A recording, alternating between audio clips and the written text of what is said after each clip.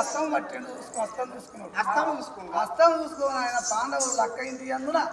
విష భోజనం భోజనం చేసే సమయం అవుతున్నది సమయం సందర్భం కాగా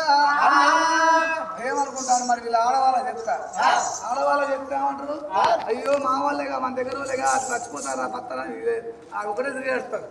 బాధపడతారు మళ్ళీ అసలు ఆడవాళ్ళకి ఎందుకు బాగా నెనలు ఎక్కువ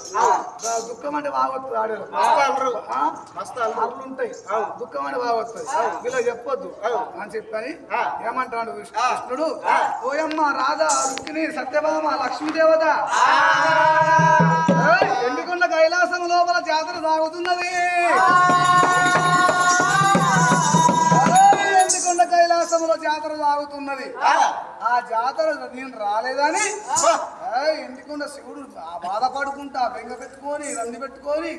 శివనందుల కోటలో మంచిగా చెర వచ్చాడు అన్నాడు అందుకే నేను రాలేదని చెప్పని మంగళసూత్రం